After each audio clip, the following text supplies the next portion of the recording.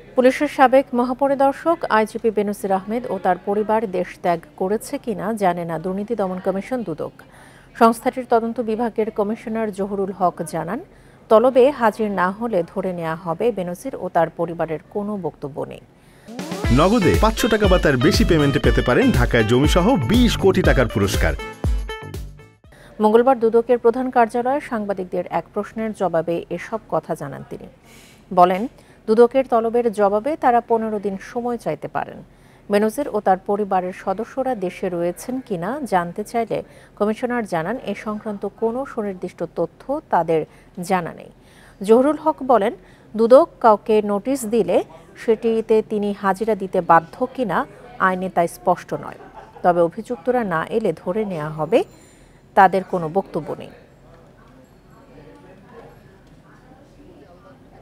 না, আসলে আইন যা আছে তাই হবে। সে যদি সময় চায়, সময়ের ব্যবস্থা আছে। সময় যদি না চায় তাহলে ধরতে হবে, তা কোনো বক্তব্য নাই। সে আসতে তো বাধ্য তাও কিন্তু না, তারপরে সে বক্তব্য দিতে বাধ্য তাও না। কিন্তু সে যদি বক্তব্য না দেয় তাহলে ধরে নিতে হবে, তা কোনো বক্তব্য নাই।